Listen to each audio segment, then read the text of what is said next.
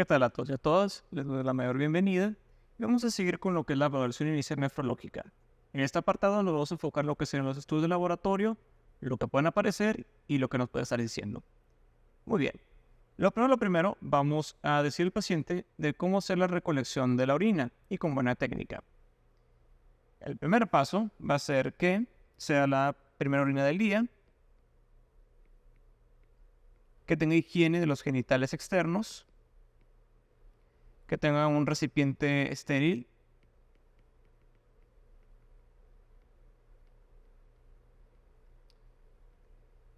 no tocar ese recipiente ni con los genitales externos. Y lo último, y no menos importante, dar mucho énfasis que la muestra no se recolecta a partir del chorro inicial, sino después. ¿Y por qué? Bueno, está en el medio urinario y puede ser que todavía haya bacterias que no se quitaron con la higiene y también puede haber algunos desechos de detritos, cristales o epitelio. Entonces el chorro inicial va a limpiar esa última parte de la vía urinaria y después de eso empieza a recolectar la muestra. Entonces vamos a decirle recolectar después del chorro inicial.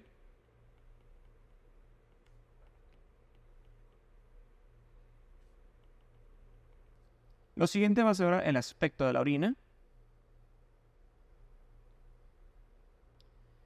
Este primer ejemplo aquí a la izquierda es de color oro y es normal.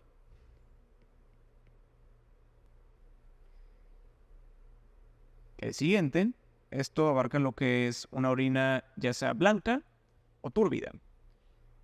En esto hay dos escenarios que pueden ocurrir, que lo pueden hacer con turbidez o blanca, y una es que ella tenga infecciones de vía urinaria o lo que se le conoce como quiluria.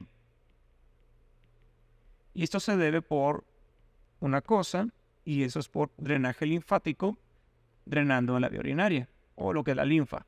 Para dar un contexto o algún ejemplo, digamos que un paciente le hicieron una cirugía que es la nefrectomía parcial, o sea, nomás le quitaron parte de un riñón y esos vasos de la vía linfática o ganglios linfáticos empiezan a drenar en lo que sería en la vía urinaria y terminan en lo que es en la orina. Siguiente va a ser una orina espumosa. Y esto lo asocian mucho con la proteinuria.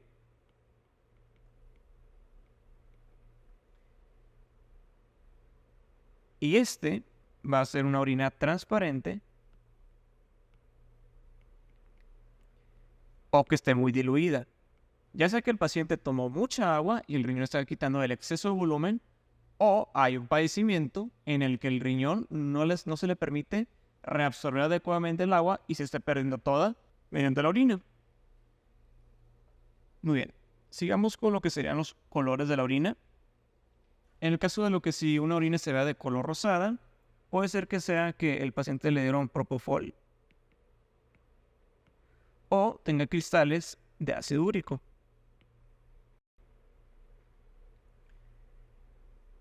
En el tema de color verde, hay tres fármacos que lo asocian mucho y eso es también el propofol,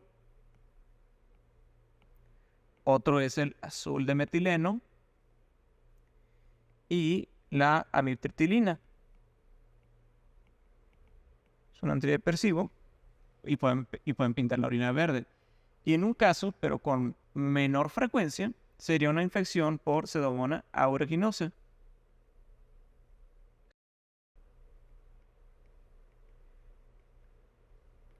¿Y por qué? Recuerden que esta bacteria produce cierta toxina, que es la piocinina.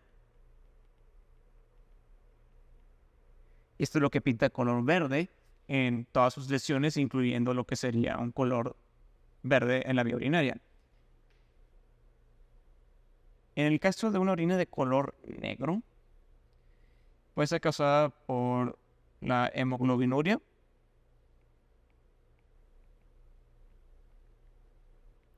mioglobinuria, esa es una radiomiólisis o hemólisis. Está una enfermedad que se llama la oncrosis o la enfermedad de orina negra, que tal como dice su nombre, Esto es un defecto de la tirosina en su metabolismo. Y lo que tira aquí, lo que está escribiendo, es el ácido homogentísico.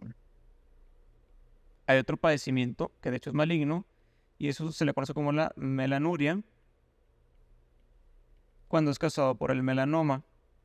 ¿Y por qué es el caso? Bueno, el melanoma no solamente aparece en piel, aparece también en conjuntivas, mucosa oral o en este caso de urinaria. Y ya que un melanoma es un cáncer de los melanocitos, o sea, los que dan el pigmento de la piel, pues bueno, usted se puede estar visualizando, imaginando que el melanoma está tirando el pigmento en la vía urinaria, pintándola de color negro, dándola melanuria o orina negra. Siguiente sería una orina de color morada y esto puede causarla ya sea una bacteriuria, pero en pacientes con sonda Foley o el catéter urinario. Lo otro es que sea que el paciente lo estén administrando juntos ya con el azul de metileno y la hidroxicobalamina.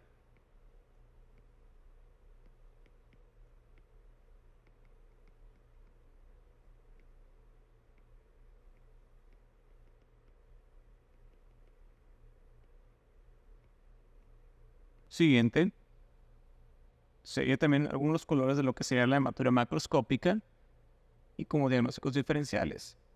En esta primera parte, ya sé que mencioné en la parte de orina negra que está la mioglobinuria y la hemoglobinuria, pero también puede ser que llegue no a grados tan oscuros y sea un rojo muy fuerte o muy oscuro, que en este caso también entra aquí la hemoglobinuria y la mioglobinuria.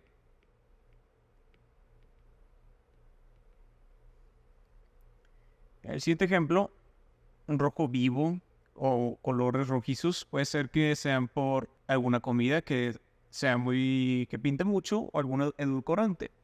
En el caso de las comidas podemos poner lo que sería el ejemplo del betabel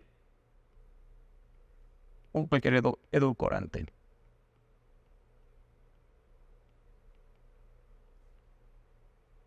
Ese siguiente ejemplo es sobre una enfermedad en específico, que la orina es de color rojizo café, y eso es la porfiria cutánea tarda. Y en el caso de la otra, también de otra porfiria, de color vino, la orina, es la porfiria aguda intermitente.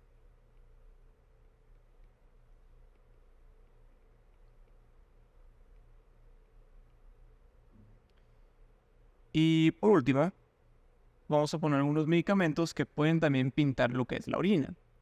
En este caso está lo que sería principalmente la rifampicina y también lo que está la fenazopiridina. En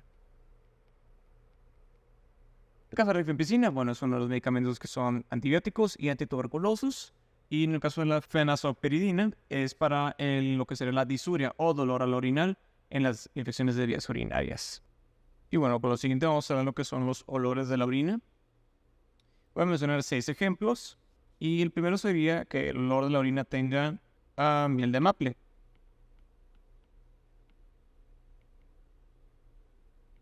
Y tal cual como dice su nombre, es la enfermedad de miel de maple.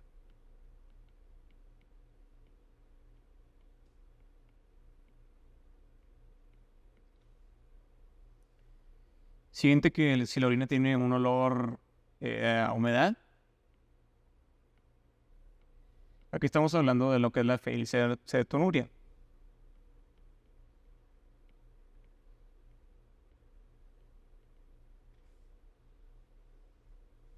Siguiente caso está que sea un olor a pie de atleta.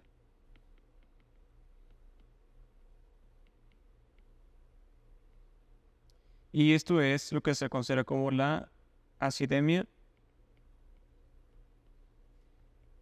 isovalérica. Aquí en esta enfermedad es una afectación de la leucina en su metabolismo. El cuarto es que tenga un olor a pescado o a mantequilla rancia.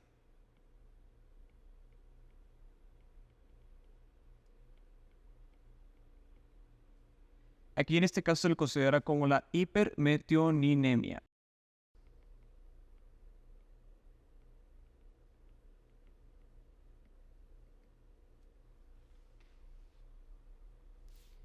El quinto es que la orina tenga un olor a frutas o dulce y se asocia principalmente a lo que serían las acetonas.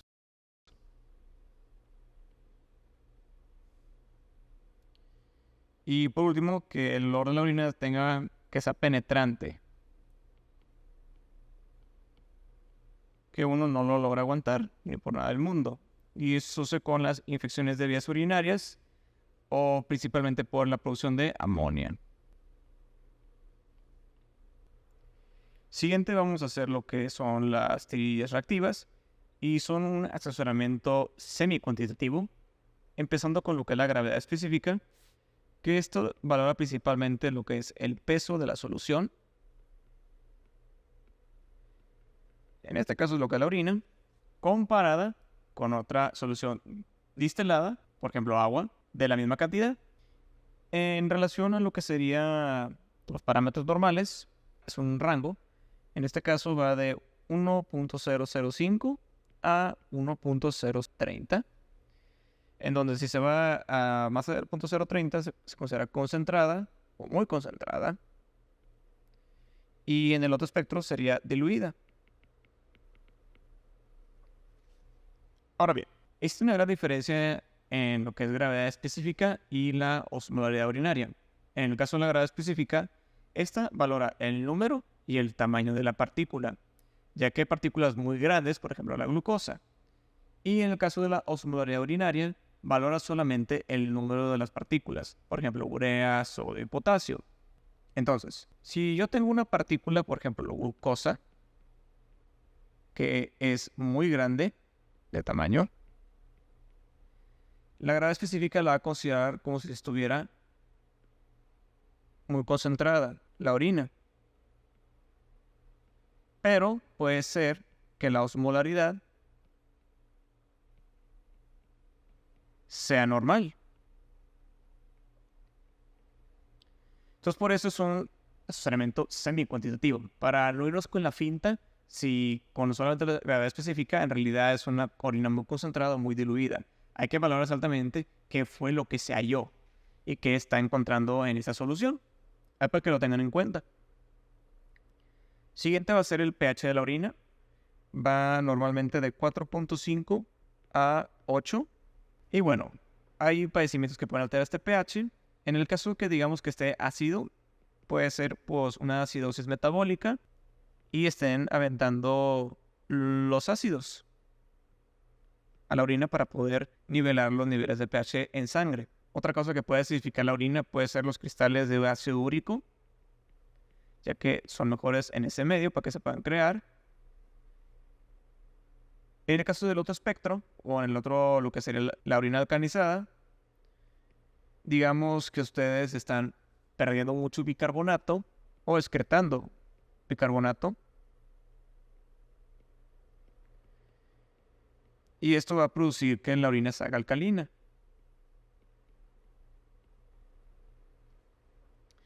Y otro dato que puede ser que se alcalinice la orina son las infecciones de vía urinaria, especialmente las que producen ureasa como Proteus mirabilis.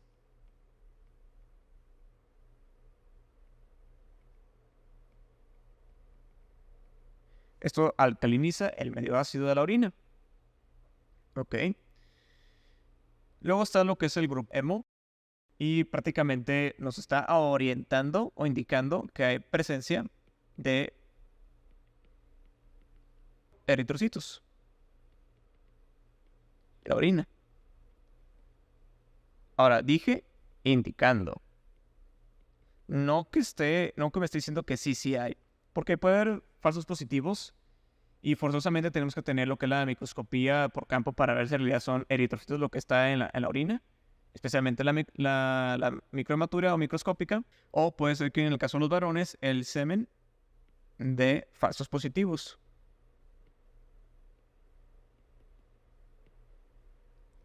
Bueno, siguiente está lo que es la esterasa leucocitaria y los nitritos. Ojo, en el caso de la esterasa leucocitaria, esta es producida por los polimorfonucleares o los neutrófilos. Y en el caso de lo que serían los nitritos, son creados principalmente por bacterias gram negativas.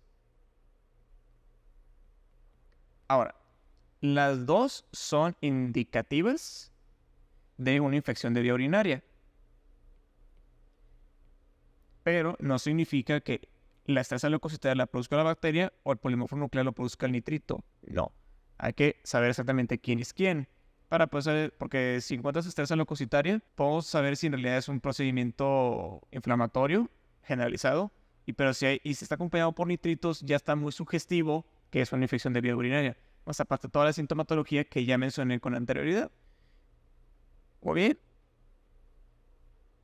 Los siguientes son las proteínas. Está lo que es la albuminuria y la no albuminuria. Y la benigna. Recordad que las proteínas en tiritas se van en base a lo que son las cruces. Y voy a escribirlo en diferente color. Cuando es solamente una línea, abarca desde 15 a 30 miligramos por decilitro.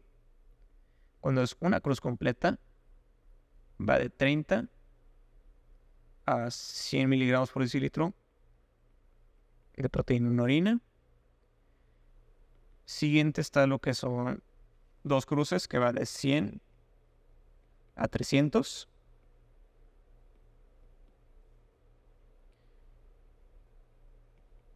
Tres cruces van a ser de 300 a 1000.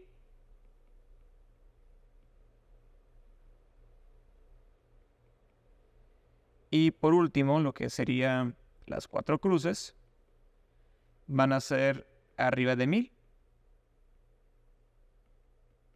o arriba de 1 gramo, si lo quiero ver así. Ahora bien, en lo que fue la albuminuria, está la micro y la macroalbuminuria. En el caso de la micro,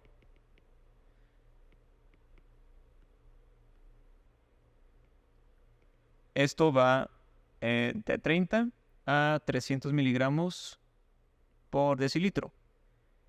Y en el caso de la macroalbuminuria,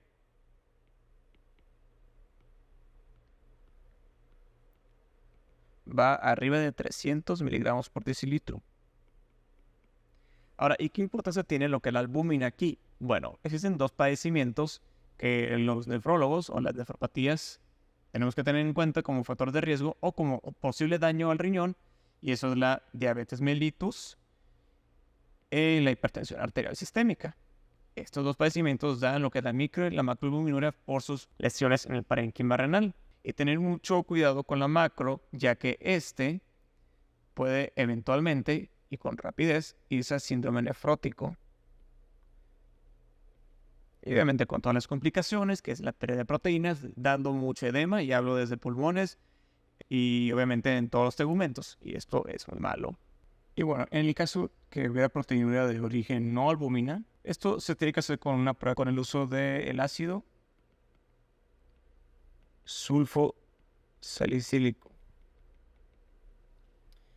Y bueno, principalmente son para proteínas que son, por ejemplo, de la mioglobina, hemoglobina y de cadenas ligeras.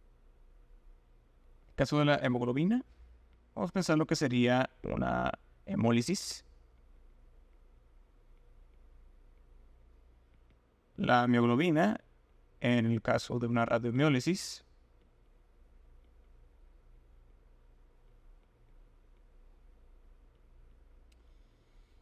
Y en el caso de las cadenas ligeras,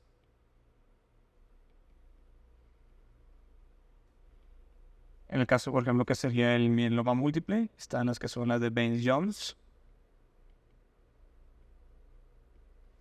o alguna gamapatía.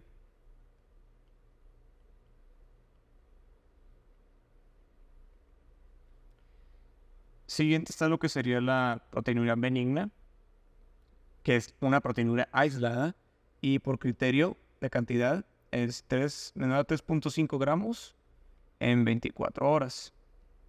Es un criterio subnefrótico, pero no existe algún otro síntoma acompañado. Y bueno, lo más frecuente es que sean en pacientes jóvenes. Puede ser que también sea causado por lo que se considera como la proteinuria benigna ortostática, que la persona está parada mucho tiempo. Y está también lo que se ve como la proteinuria transitoria, y que lo pueden causar muchas cosas, desde una fiebre, que puede haber convulsiones,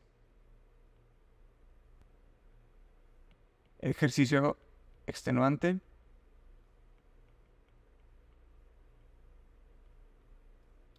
exposición al frío,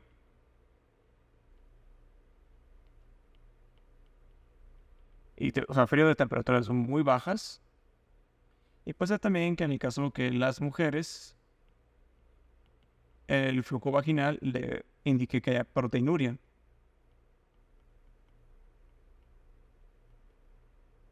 Ahora, algo muy importante que tienen que recordar en el tema de las proteinurias, ya que aquí son porterías reactivas, tenemos que hacer el siguiente paso en el caso que sigan persistiendo.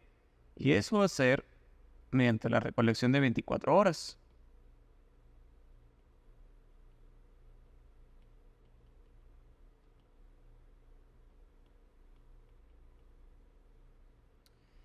Muy bien. Siguiente va a ser la evaluación de la glucosa en la orina. Existen dos condiciones que puede haber azúcar en la orina, y la primera y con mayor frecuencia sería una diabetes mal controlada.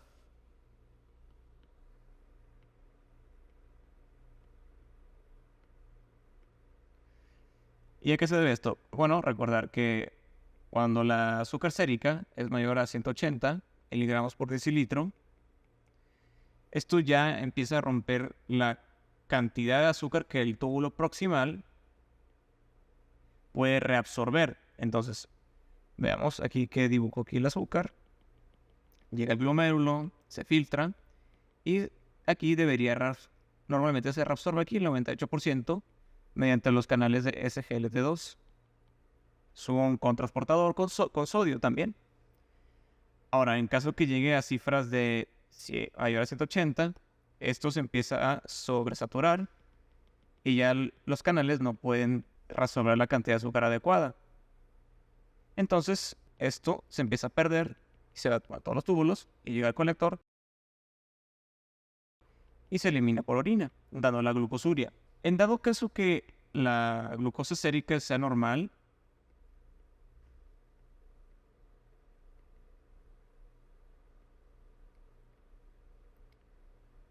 pero hay glucosuria,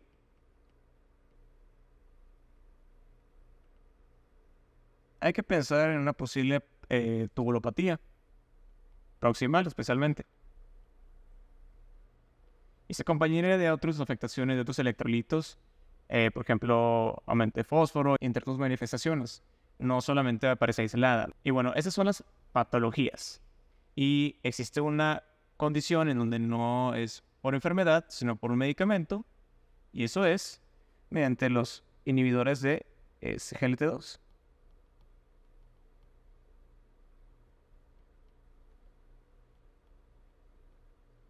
que ayudan a eliminar la cantidad de azúcar por inhibiendo estos transportadores de reabsorción de azúcar, y se empieza a eliminar por la orina. Y recordar que estas condiciones de glucosuria hacen predisposición a las infecciones de vías urinarias.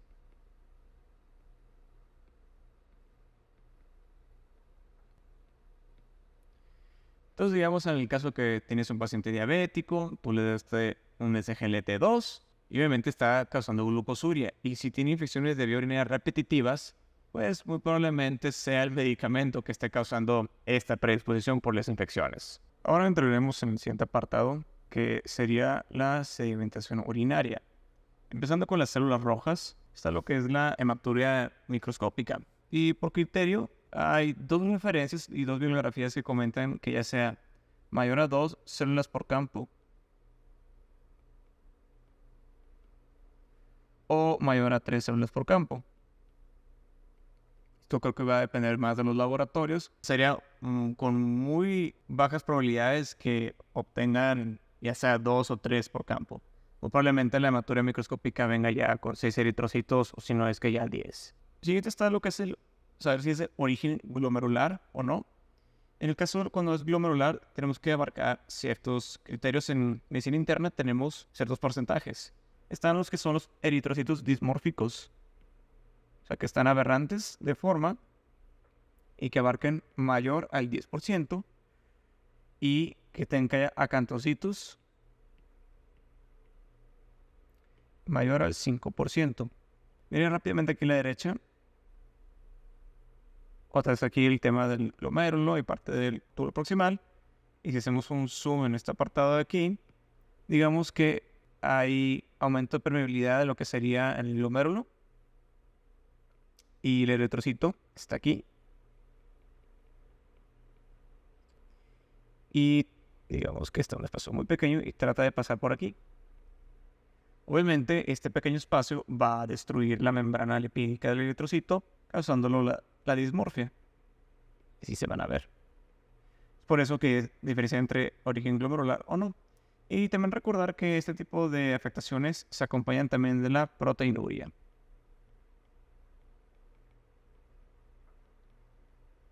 Regresando, también está lo que es la aislada, células rojas. O sea que no hay un acompañamiento de síntomas francos como la proteinuria, alguna hipertensión arterial, por ejemplo, lo que sería el síndrome nefrítico, o simplemente que no haya cambios en lo que sería la creatinina y urea. Y bueno, se puede dividir en dos, ya sea la transitoria, y aquí puede ser por ejercicio excesivo e infección. Y en el caso que sea persistente esta hematuria, podemos pensar en lo que sería, por ejemplo, la nefropatía por IgA.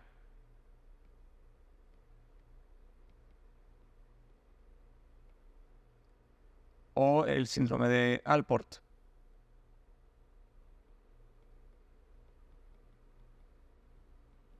Moviéndonos a lo que serían las células blancas en la sedimentación, se le conoce como lo que es la urea. Y por criterio es un rango, puede ser que sea de 4 a 6 células por campo.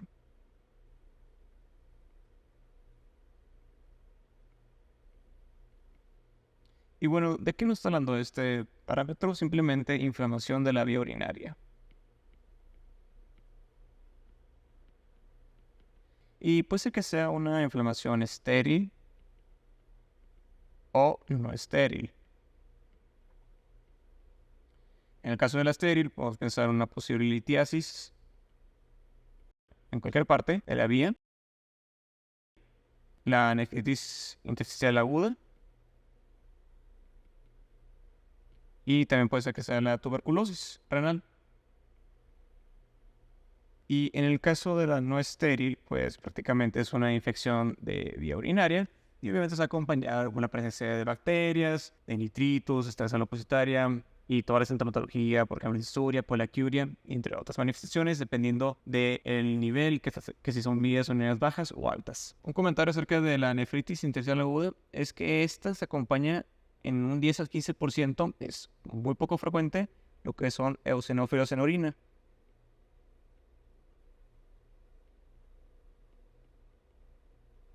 Muy bien. Siguientes son las células epiteliales que podemos encontrar en esta sedimentación. En el caso que sean células con núcleo largo, redondo y central, podemos pensar que son células de origen tubular, o sea, aparte de los túbulos. Si tienen forma de pera en el microscopio, pues son células de epitelio transicional. Si fuera un epitelio escamoso, sería parte de la uretra o genitales externos.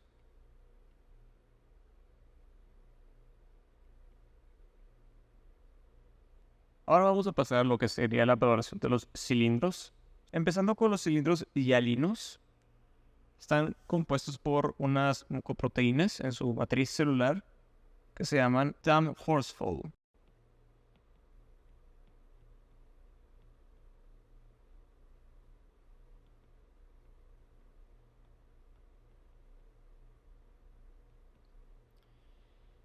Este tipo de cilindros son hallazgos no específicos en lo que sería en la enfermedad crónica o con el uso de diuréticos.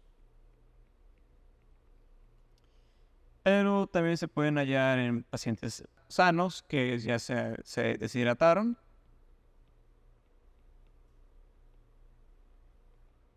o ejercicio excesivo.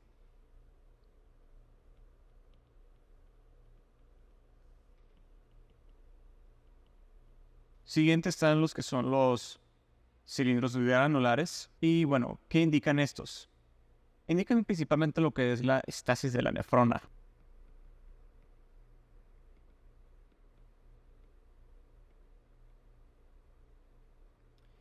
Y se pueden ver ya sea en la necrosis tubular aguda,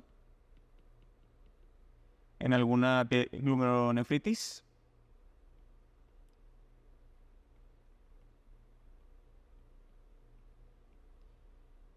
la pielonefritis también pueden hallarse, y también lo que se le conoce como la nefroesclerosis maligna.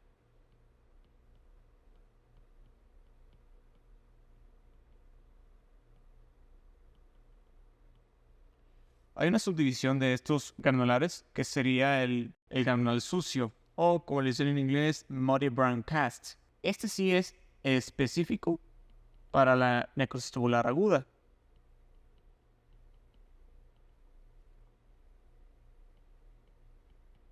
Y bueno, vamos así con el siguiente, que sería un cilindro de hemoglobina, que bueno, se tiñen de este color amarillo naranjo, puede llegar a ser rojo café, y es porque el pigmento de la hemoglobina lo está pintando. Y esto es indicativo de la hemólisis intravascular.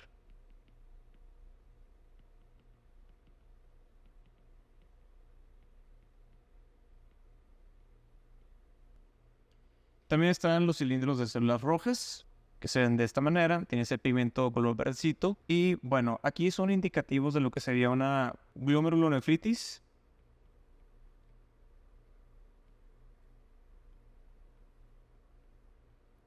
o en el caso de alguna emergencia hipertensiva.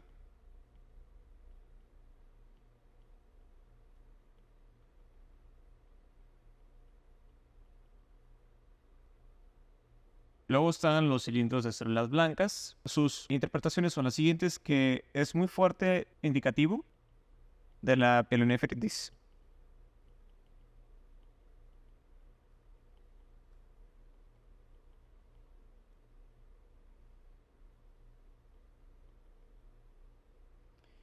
Pero también se pueden ver en las condiciones como la nefritis intersticial aguda, otro tipo de glomerulonefritis.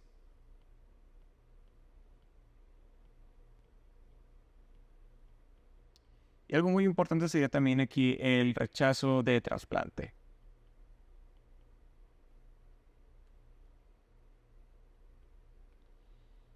Y aquí recuerden que cuando a una persona se le pone un trasplante de algún órgano, especialmente sólido o no sólido, el paciente tiene que estar inmunodeprimido para que el sistema inmune no reconozca ese nuevo tejido como malo y lo destruya.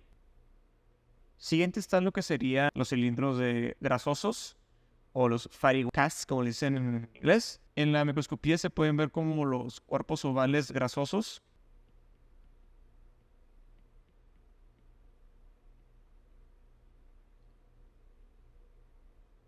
Y un comentario: cuando usan la luz polarizada en la microscopía, existe algo que está como hallazgo, y eso es la cruz, bueno, más bien la cruz, que es en inglés el otro, de Maltés. Y se ve de esta manera, teñido de negro, y pues con la luz polarizada va a tener los colores alrededor. De esta manera. Esta es la cruz de Maltés.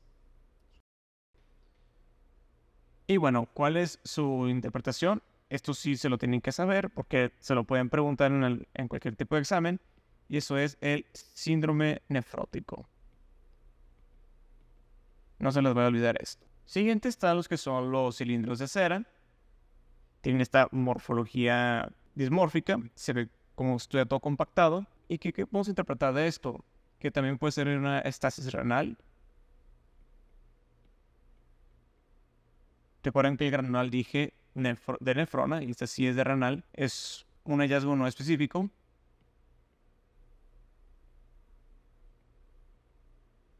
Y se puede encontrar ya sea en un padecimiento de lesión renal aguda, como lo que se considera aquí, o enfermedad renal terminal.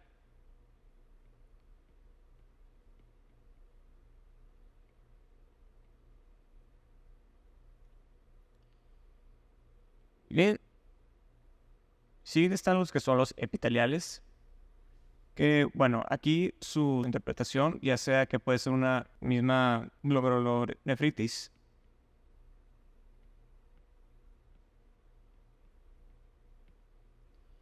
lo que también se puede encontrar lo que es la necrosis tubular aguda, pero se puede encontrar en pacientes sanos. Y por último están los que son los cilindros amplios, que estos se ven específicamente en lo que sería la enfermedad renal crónica. Continuando con son los cristales que podemos encontrar también. Empezando con estos, tienen una forma ovoide. Y estos son los cristales o piedras de oxalato de calcio.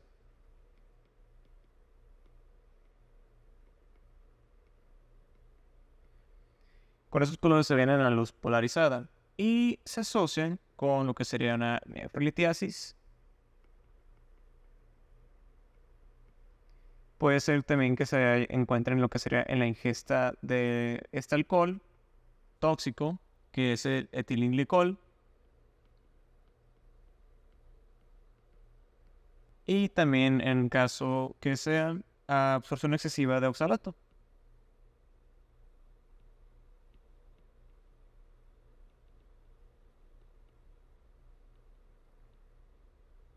El siguiente tenemos lo que son los cristales de fosfato de calcio.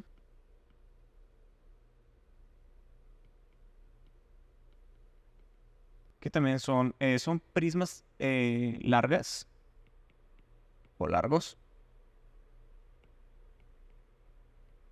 Que se pueden ver en este tipo de orden que sean consideradas como rosetas o estrellas.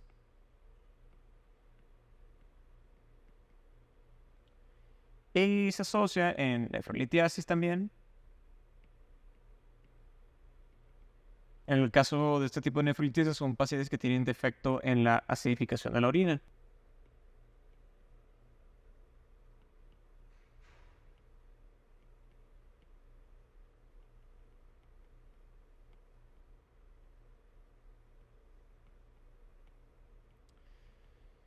Siguiente está el que se considera como el triple fosfato. Y estos son los cristales de fosfato, de amonio y de magnesio.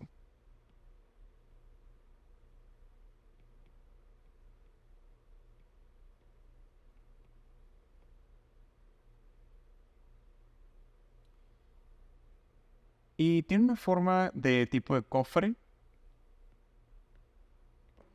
Y esta se asocia con lo que serían las infecciones de vía urinaria por bacterias que son ureasa positivo. Siguiente están estos cristales que tienen forma de tipo romboide, rombo. Estos son los cristales de ácido úrico. Están los que son los que en el microscopio, los abajo con colores, son los que se ven a la luz polarizada. Y bueno, claro que estos se asocian con lo que sería la nefrolitiasis. Y otro padecimiento que es una urgencia oncológica y se le conoce como el síndrome del lisis tumoral. Ya que entre todas sus devastaciones, entre ellas libera lo que es el ácido úrico de sangre en forma excesiva. Y por último tenemos estos cristales que tienen forma de hexágono y son asociados con lo que sería la cistinuria o por defecto de cistina. Es un padecimiento autosómico recesivo, es algo muy infrecuente. Y esto también se asocia con lo que sería la nefrolitiasis. Ahora voy a hablar de lo que es la osmolaridad urinaria en la lesión renal aguda. Y la lesión renal aguda se divide en lo que es la prerrenal, intrarrenal y la postrenal. Y existen ciertos patrones urinarios que se pueden presentar y son muy indicativos o patognomónicos de cada una de ellas. En el caso del prerrenal, empezamos, es que la fracción urinaria de sodio, lo que está en la orina, va a ser menor al 1%, en donde la osmolaridad de esa orina va a ser de mayor a 500 y además el paciente va a presentar oliguria. Y en el caso de lo que sería el intrarrenal,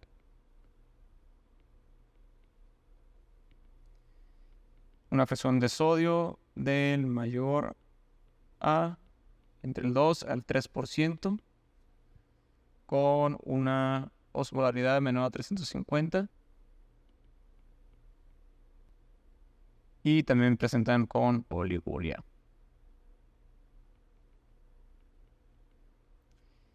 En el caso de lo que sea el postrenal, pues bueno, la verdad es que este aquí se puede presentar ya sea cualquiera de las dos.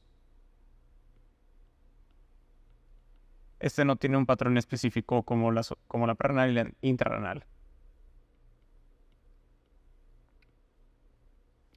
Excelente, ahora sí, vamos a ir con los estudios de sangre, empezando con lo que sería la biometría hemática completa, viendo lo que sería la serie roja. Vamos a valorar primero, pues, bueno, si tiene anemia o no. Puede ser por un trastorno tipo de anemia hemolítica, hemólisis, por ejemplo, la enfermedad falciforme, o que el paciente tenga enfermedad renal crónica, ya que en este padecimiento ya no hay una adecuada secreción de eritropoyetina por parte del riñón y empieza a presentarse la anemia. Y en el otro espectro, que sería la policitemia, les platiqué que una de las causas de policitemia reactiva puede ser causada por un tumor renal. Lo que serán las plaquetas, está la trombocitopenia. En el caso que fuera trombocitopenia por disminución en número de plaquetas fija o absolutas, bueno, recordar que la vía urinaria es una mucosa y puede presentarse sangrado, entonces presentarse con la hematuria microscópica o macroscópica.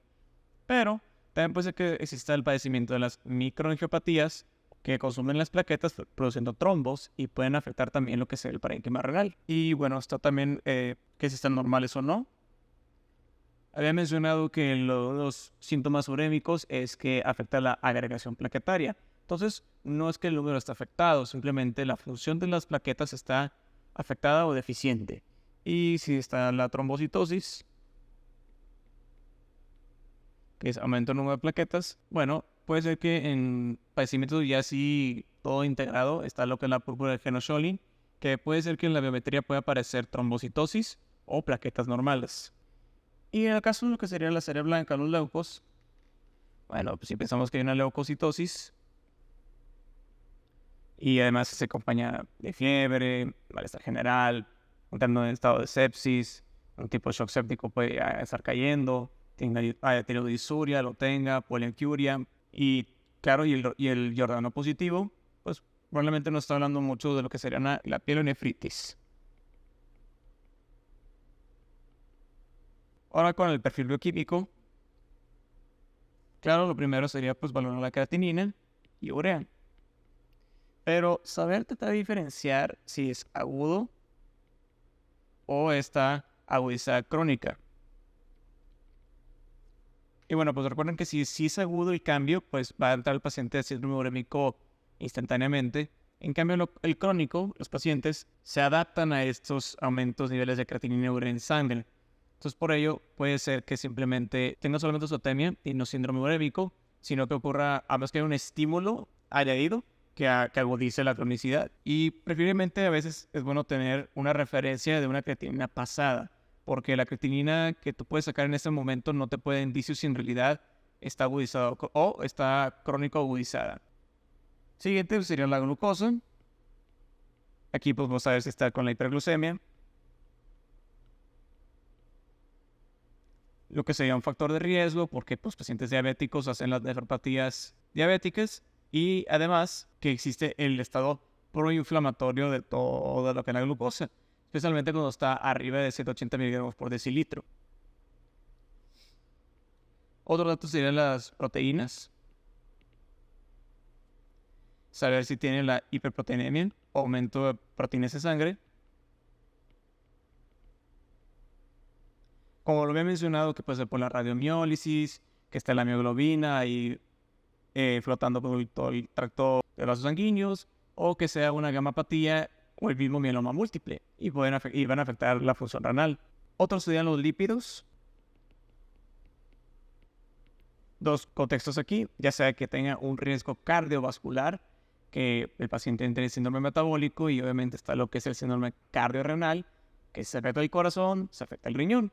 Esa es una. Y la otra es, bueno, si tiene la caso de la hiperlipidemia, nos está indicando mucho lo que sería el síndrome nefrótico.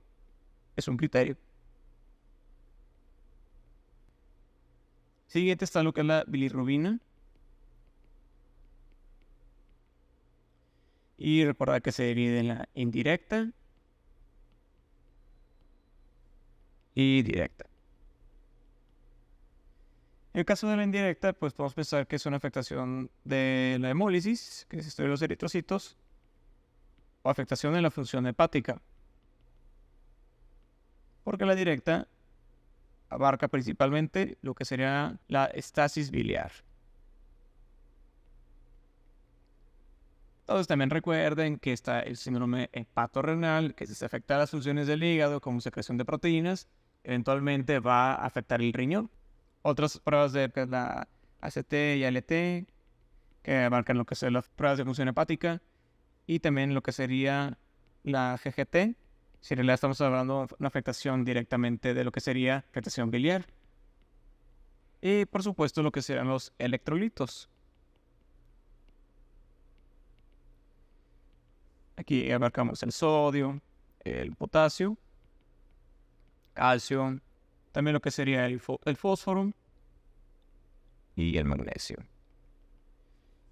Ya que hay padecimientos que afectan la reabsorción de sodio o disminuyen la excreción de potasio. En el caso de la enfermedad renal crónica, puede ser que el potasio esté aumentado, dando hipercalemias, obviamente adaptativas, ya que no son instantáneas. Y el tema de lo que sería el calcio, pues bueno, existe también que si hay hipocalcemia, existe el trastorno que es el síndrome de lisis tumoral, que además de lo que sería la hipocalcemia, está la hiperfosfatemia y también lo que sería la hiperuricemia. De hecho, voy a anotar aquí al lado, donde hay un aumento de ácido úrico.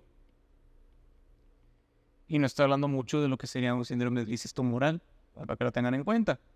Y claro, también otro padecimiento de hiperuricemia en general, lo que sería el gota, o prácticamente que cause nefrolítesis de ácido úrico. Y antes de que se me olvide, lo mencioné, es acerca de la cantidad de proteína disminuida o lo que se considera como la hipoalbuminemia.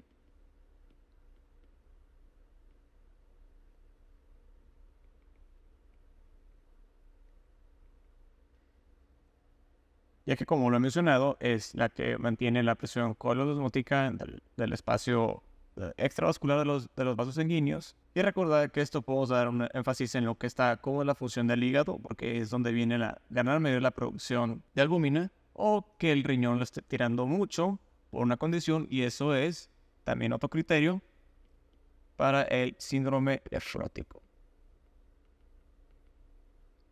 Siguiente estados que son los gases arteriales. Esto está muy simple. Comentando lo que es el pH normal de lo que sería la sangre. Va de 7.35 a 7.45. Y bueno, si el pH es menor a 7.35, se le considera como acidosis. Y si está el pH arriba de 7.45, es alcalosis. Ahora bien, ¿cómo saber si es metabólico o respiratorio? Muy simple. En dado caso que el pH vaya también con lo que sería el bicarbonato, juntos en una misma dirección, esto es metabólico.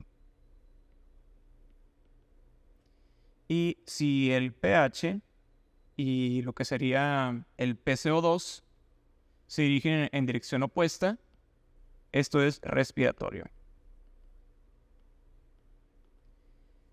Y recordar que el parámetro normal de lo que sería el bicarbonato va entre los 21 a 26 miliequivalentes por litro. Y en el caso del PCO2 es un total entre los 35 a 45 milímetros de mercurio. ¿De acuerdo? Una herramienta muy útil que podemos usar para valorar la estructura del riñón y la vía urinaria va a ser el ultrasonido. Entonces aquí valoramos toda la vía urinaria. ¿De acuerdo? ¿Y qué podemos encontrar en el ultrasonido? Especialmente en el riñón. Lo primero es que podemos ver la corteza del riñón, las cálices renales y también lo que sería la pelvis. Ahora existe cierto hallazgo que se llama la ecogenicidad del parénquima. En dado caso que el riñón estuviera inflamado, aparece esta discreta hiperecogenicidad alrededor de la corteza o de la médula de todo el parénquima renal. Y eso nos está indicando que hay inflamación. La causa, bueno, eso ya tenemos que evaluarlo con otras pruebas que ya he mencionado y también puedo mencionar más a futuro. Bueno, algo importante aquí es que cuando vamos a valorar un riñón, siempre hay que valorar los dos.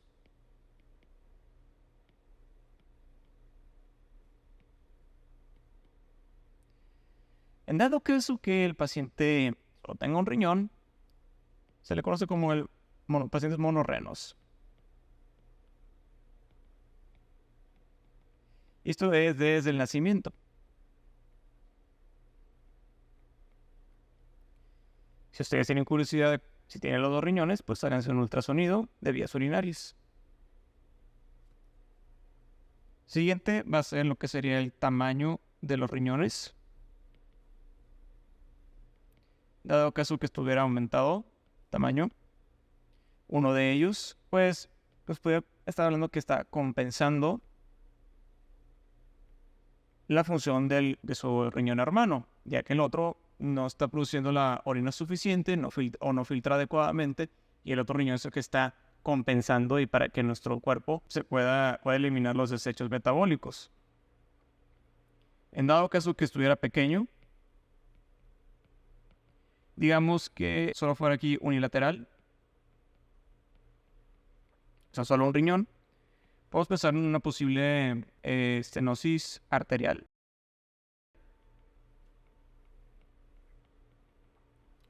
Y si fuera bilateral, o sea, los dos riñones, pensar en la enfermedad renal crónica, ya que este padecimiento lo atrofia paulatinamente. Si se encuentran masas, también es importante, y saber su localización, y entre esas masas también lo que están los quistes. Hay quistes que son únicos, que solamente son benignos o muy autolimitados, o están los múltiples. Aquí podemos pensar en lo que sería la enfermedad poliquística renal.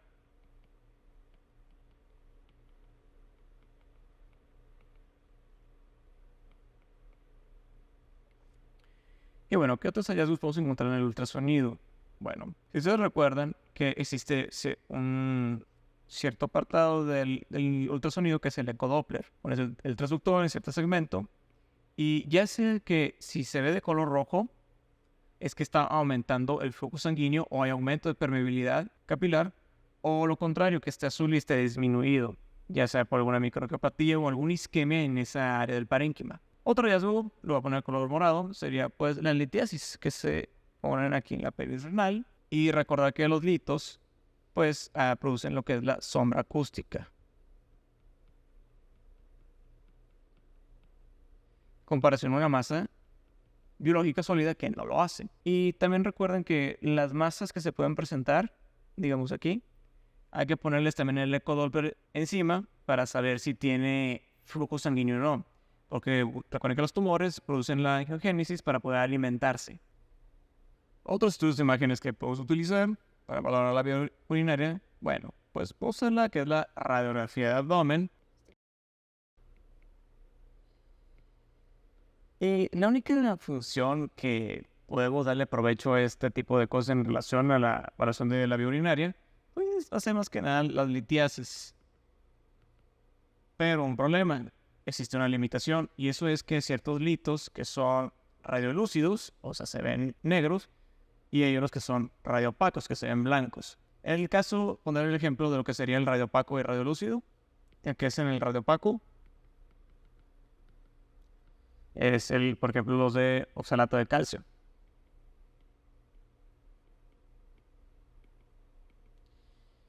Y en el caso que fuera radiolúcido, serían los de ácido úrico. Y bueno, en el caso del TAC, es principalmente, se usa para la estadificación de lo que serían los tumores.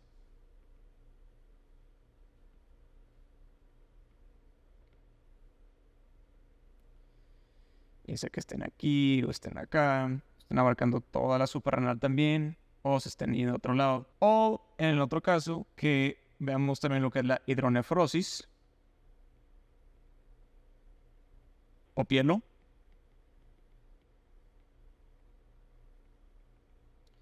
En este caso, el riñón empieza a hacerse sus cavidades por aumento de presión. No son quistes, es simplemente que el riñón, con tanta presión que viene desde la vía urinaria, o sea, digamos que aquí se llena de orina, existe lo que es el retorno vesical, regresa todo hacia el uréter, llega aquí a la pelvis y todo se empieza a acumular. Y obviamente esto va a causar una presión y causando hidronefrosis.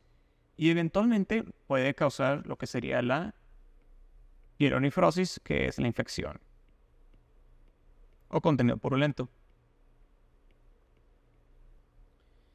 Y acerca de las litiasis aquí, es que hay, por ejemplo, si ustedes tienen una sospecha de un lito por ácido úrico, el TAC va a ser el mejor estudio de imagen que puedes tú usar, porque recuerden que el TAC da las unidades de Hoffman,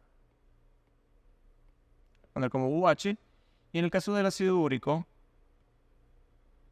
va aproximadamente entre los 400 a 450 unidades Hohenfield. Y en el caso de lo que sería, por ejemplo, el oxalato de calcio, ya está un poquito más hacia 900 a 1000 unidades Hohenfield. Aquí se puede considerar que es más hipodenso y aquí es más hiperdenso. Ahora, ¿cómo saber si una persona está filtrando adecuadamente? Bueno, existen unas ciertas maneras, ya sea evaluando o midiéndola. En el caso de medir la filtración, utilizamos lo que es la inulina. Es un componente exógeno que se lo ingiere el paciente. Y debido a que también se filtre, puedo saber directamente que también filtra. Pero es algo muy caro y honestamente no se utiliza. Y usamos otros medios como fórmulas ya preestablecidas con algoritmos que nos facilita más el trabajo. Y eso sería evaluar la filtración glomerular. Y bueno, por ejemplo, está lo que es la fórmula 2021, CKD, EPI, creatinina. También está la fórmula que es la de Crockford-Gold.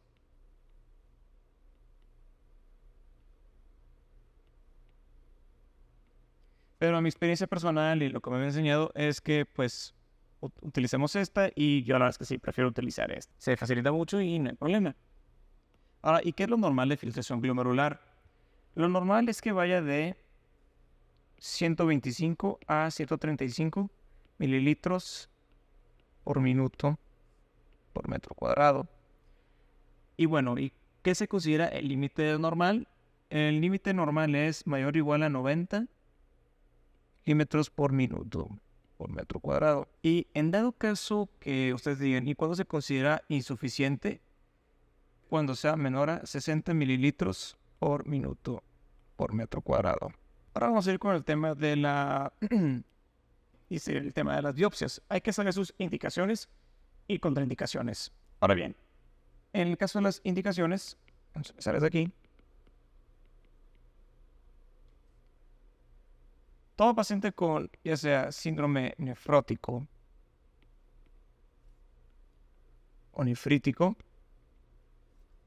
paciente adulto, sin ninguna obvia razón del por qué tiene el síndrome, está indicada hacer la biopsia. Otro sería la nefritis lúpica, sospecha de. También está la glomerulonefritis rápidamente progresiva. En el caso que existiera algún rechazo del trasplante renal o que no haya explicación alguna del por qué el paciente tiene lesión renal aguda. Ahora, ¿cuáles serían las contraindicaciones? Voy a mencionar, hace un momento mencioné que todo paciente adulto con síndrome nefrótico o nefrítico, sin obviar razón cuál sería la patología, se le hace la biopsia. ¿Y qué contraindicación? Todo niño pediátrico que llega con síndrome nefrótico, no se le realiza la biopsia, porque existe esta patología que es la de cambios mínimos, que abarca el 80% del síndrome nefrótico en los pediátricos. Entonces, primero tratamos con el manejo adecuado, que sería usar esteroides. Si no responde, ahí sí ya vamos a tener que hacer la biopsia, porque obviamente no es lo que estamos pensando. ¿Qué hay infecciones del riñón? Como la pielonefritis o la pielonefrosis, trastornos de coagulación, trombocitopenia, von Willebrand o simplemente un problema de la cascada de coagulación, por ejemplo en pacientes que son hepatópatas. También en la hipertensión no controlada o mal controlada. Anomalías anatómicas también sería contraindicación, ya sea que sean atróficos, tengan posiciones anormales o que haya malformación de los vascular del riñón. Otro sería la hidronefrosis. Y por último, que haya múltiples quistes. Bueno, espero que lo haya explicado claramente. Y ojalá que les haya gustado también el video. Si consideran que les gustó, por favor, suscríbanse, denle un like, compártanlo con sus colegas médicos y sus compañeros y compañeras. Y bueno, nos vemos en la próxima. Hasta luego.